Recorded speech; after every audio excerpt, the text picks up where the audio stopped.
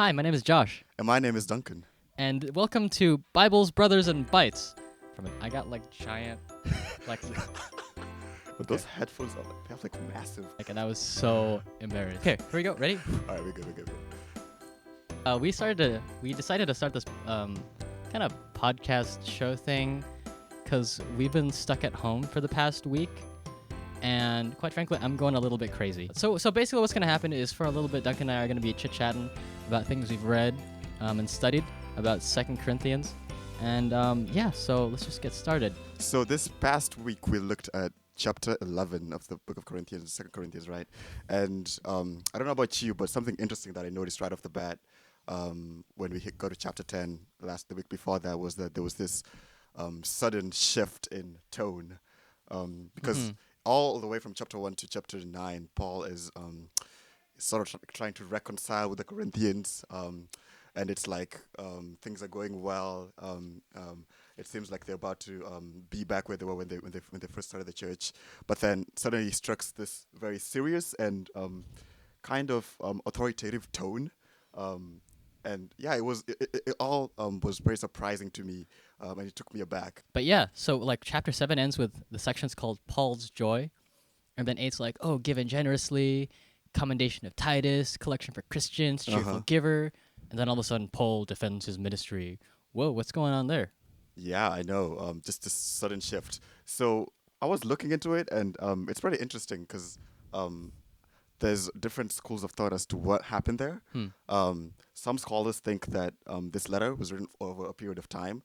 And so all the different phases and transitions that happen within the letter, such as this one, indicate that perhaps while he wrote the first part, he probably had the news that things were going well. And then in those days, I guess information took a while to travel. And so if something went wrong while he was writing the letter, it would take a while for him to get the information. And then all of a sudden there's this change. So then maybe a couple of days later, like a guy came and told him, oh, dude, things are not as good as we thought. There's still this super apostles. Things are happening. You should do something about it, right? Yeah, so actually that's interesting. That's one thing I often think about when I'm reading the epistles, is the fact that these are written in dialogue, so there's like a real church on the other end. I kind of like to think of it as a phone call almost. And so when we're reading these epistles, we're kind of like listening in on one half of a phone conversation. Oh, yeah, that's a good analogy. Yeah. And so Paul's like, he's like calling up the Corinthians, like, yo, man, what's going on over there? And then, and Charlie Brown's like, wah, wah, wah, wah, wah, wah, wah, wah, wah. And so it's kind of like that. So like the Corinthian church, and like what's happening on this side of the phone call is like, wah, wah, wah. But you got to use you got to use history and you got to use some critical thinking to figure out, like, what is this conversation about? And so that's where historical context comes in. And I think that's what Duncan was talking a lot about, right? Yeah, that's what I was talking about. And one thing that I've been trying to do is, if you think about it, there's a conversation going on between Paul and the Corinthians, right? And it's happening within a cultural context as well, right? And so in order for me to be able to get as much as I can from this text, there are two things I need to do. I need to first of all try to fill in the gaps with the context, but also try to transport myself into ancient Greek or ancient Roman Corinthian culture, right? And try and read things from that kind of perspective, right? Yeah, so like a good study Bible will help you a lot there. Yeah, take a look at that if you ever get stuck. But yeah, so let's go through chapter 11. I think that's what we're going over most of this week. So it starts off with Paul talking about the false apostles. I don't know, you had something to say about that? On my notes, there's something. Oh, yes. Oh, yeah. So Paul was, so he started the church in Corinth. He was there for 1.5 years, and then he had to leave. Yeah, that's back in Acts chapter 18, I believe. But yeah, so then he had to leave and go to a different city, right? But in the time that he left, different people came into the church that he'd started in Corinth, and they were doing ministry and trying to grow the church. We know that Apollos went there. We know that Cephas went there from 1 Corinthians. We know that these guys visited. But even after them, there were this other apostles that came into the Corinth church. Paul felt like they were out of line. And so, he had some words to say about these people and about the people who were sort of clamoring for this kind of leadership within the Corinth church, right? Yeah, he calls them false apostles and servants of Satan. That's a really serious accusation. That's pretty serious. That's like, Yeah. So this is a big deal for Apostle Paul. And we kind of get a hint as to what's going on here, right? Mm-hmm. Because we know what Corinthian culture is like based on the previous book and just context that we have about the culture at that time. Yeah. We know that it was a culture that was very um, impressive and sort of showy in a sense. It was pretty okay to be boastful and to put yourself out there and to be really grandiose and everything, right? When Paul started the church, um, he he did not he wanted it to be sort of separate and distinct from the contemporary culture of Corinth at the time. But then these apostles who came in later were sort of they were steeped in Corinth culture and they were bringing that into Mm-hmm. the church. Mm-hmm. And so we start seeing the Corinth church looking a lot like the world that they're supposed to minister to, right? Mm-hmm. Yeah. So that's kind of like, I mean, that's a pretty common issue. Like when the Yeah, culture, like basically, like culture needs to be informed and shaped by Christ, and not the other way around. Like culture should inform the church, like Christ should inform the church, and so that's kind of what Paul's one of Paul's big deals is as he writes these letters. So yeah, just looking at the text here, walking through it, we have a first section on Paul and the false apostles. Verse 9, he says, "And when I was with you and was in need, I did not burden anyone, for the brothers who came from Macedonia supplied my need." Which kind of surprised me a little bit, because I yeah, thought that, yeah, right from chapter 8, like the Macedonian church was like broke or something. yeah.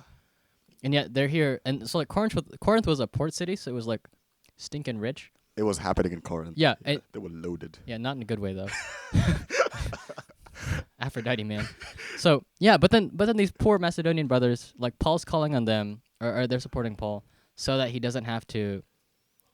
So that basically, so that he can live counterculturally in Corinth, Yeah, and he can preach counterculturally in a way that is, um, not putting up a barrier for the gospel, for these guys. And so I thought that was kind of like yeah. a It's very interesting, especially considering the fact that the Macedonians were also involved very notably in the collection for the saints in Jerusalem. We know that already, right? yeah, And so it seems like they just had a culture of giving, right? It maybe, was just not. yeah. Yeah. I mean, actually, Paul had a really special relationship with them. If you read Philippians or First and Second Thessalonians, like Paul's a happy camper with those guys for the Yes. most part.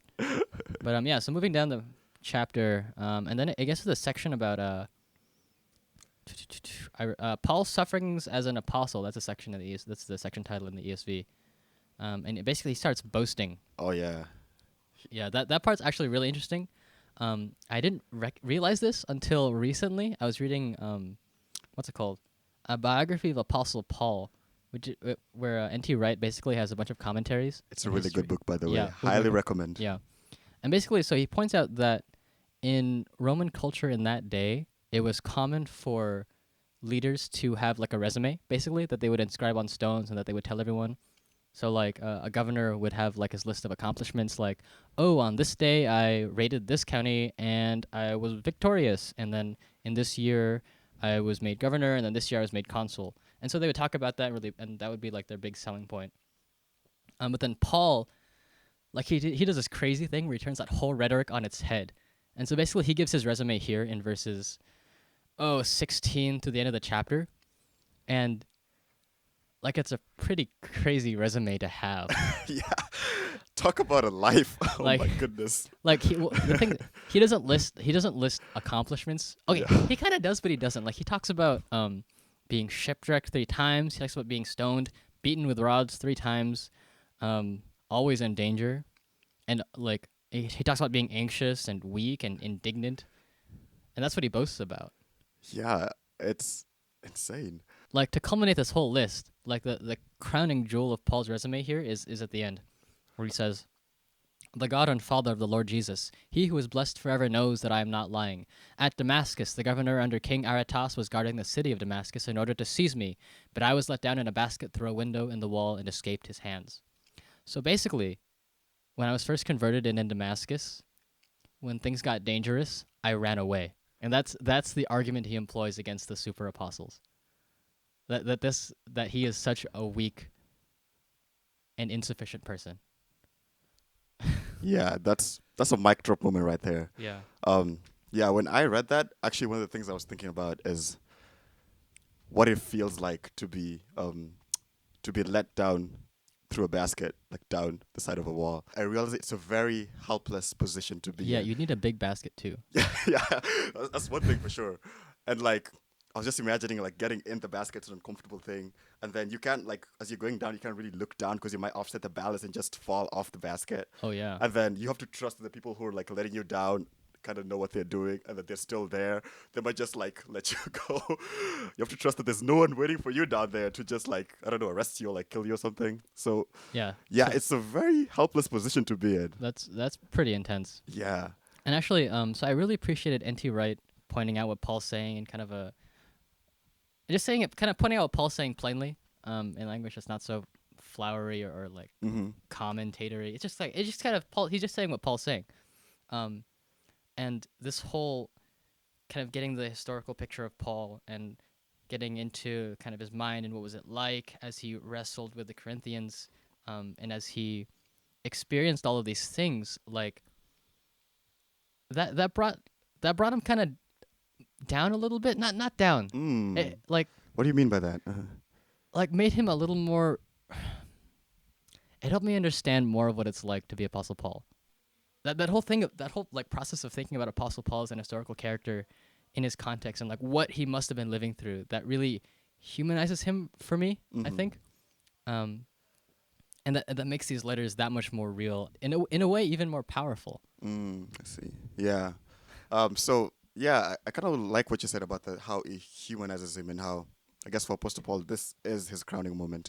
And yeah, if you look in the text, I don't know if you get noticed, but before that he just like lists out all these other things that happened to him, the shipwreck, the lashes, and all that. But this last one, like you said, he makes a point to try and emphasize that it's actually like the thing, you know. Yeah. He even goes on to say that God is his witness. Basically, like he's telling you, oh, this is the one, this is important, right?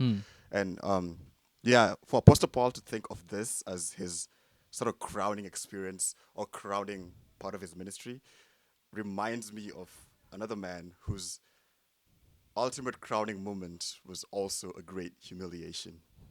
And who is that man? Jesus. Yeah. Yeah. So this is a really crazy picture of a cruciform life here. We get in chapter 11, and this whole theme picks up through chapter 12, but we'll get into that next week. And so, yeah, I don't know. Hopefully that was something to you. Duncan and I had a good time. Hopefully you guys enjoyed that. But yeah. Whew. This is fun. Need a breath. First try, so yeah. Yeah.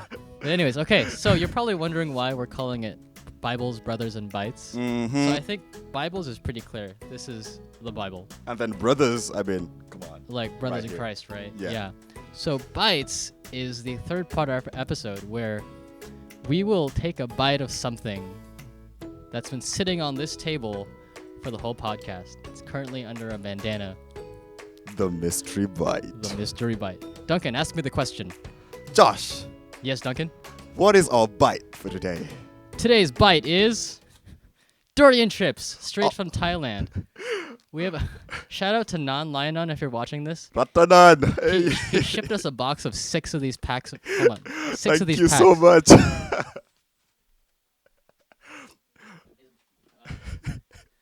So here we go. All right, let's do this. Little ASMR action. All right. 3, 2, 1. All right. So that's it for today's episode of Bible.